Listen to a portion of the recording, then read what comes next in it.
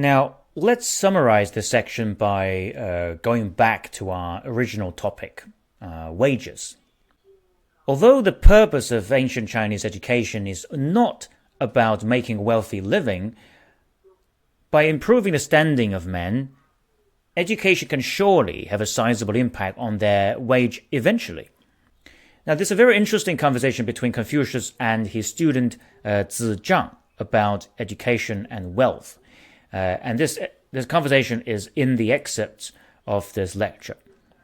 So when Zizhang asked Confucius about the way to obtain official position, Confucius replied that when you have a point that you're not sure about, you should stay silent first and listen to what others have to say about it. Even for something that you know, make sure that you speak cautiously. This way, you will make fewer mistakes. Meanwhile, always observe and put aside the things which seem perilous, and always cautious in your conduct.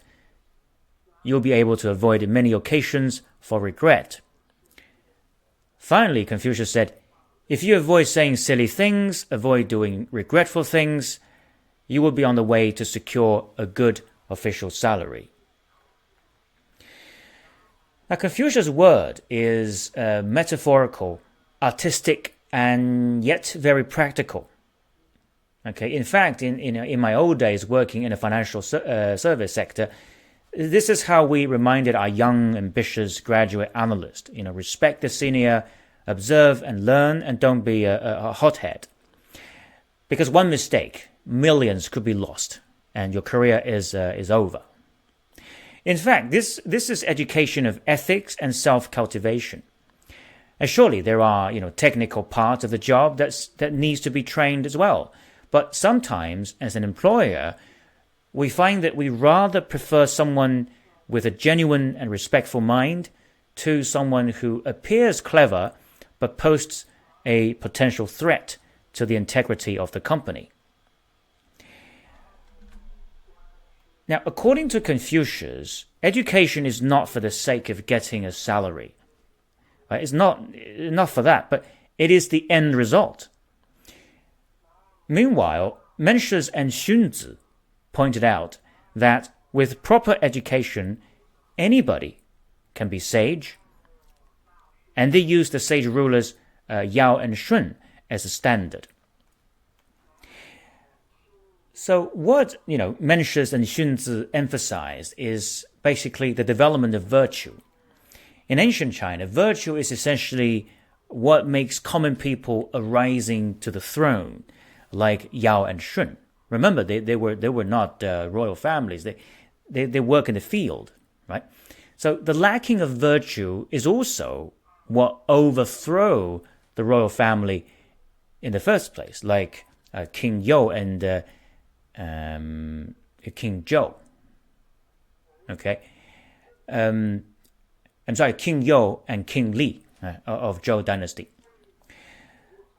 So if we, think about the diagram of wage scale that we saw earlier, right? Education gives everybody an opportunity to be useful and great, thereby improving their earning potential and moving up to a higher class of occupation. Now, if we move away from the constraint of wages and salary, okay, and there's a thing about a broader level of greatness, we enter into a realm of social standing. So the Confucians, for them, the purpose of education is not just about obtaining financial reward, but also to improve a person's social standing.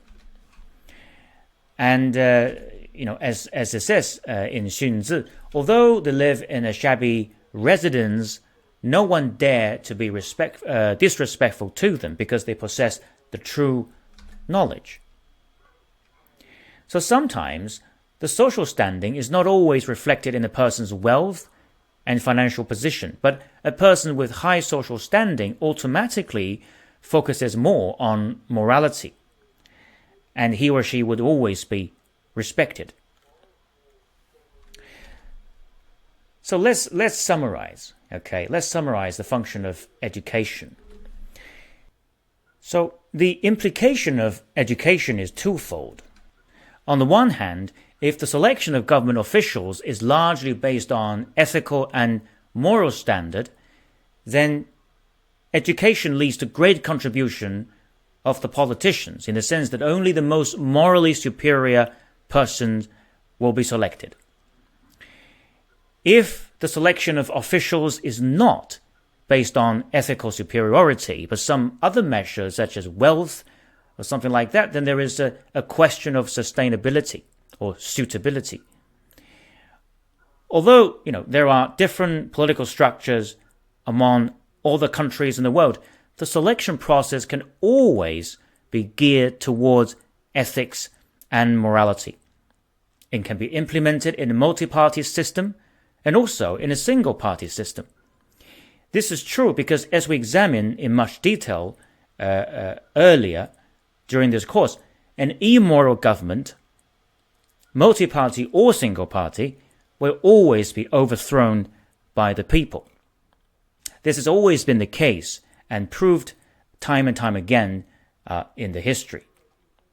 Now, another way to put this is that there is no single or simple political structure that can guarantee the implementation of an ethics-based selection process.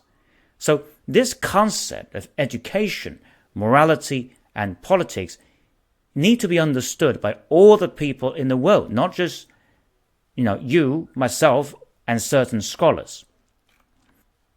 Also, education can lead to industrial democracy. And we talked about this earlier during the course as well.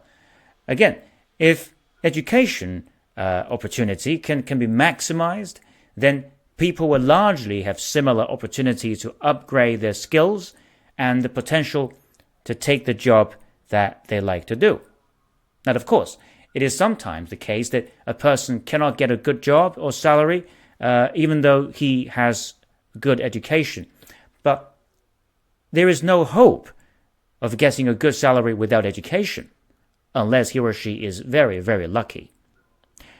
Therefore, both politicians' contribution and industrial democracy are based on education.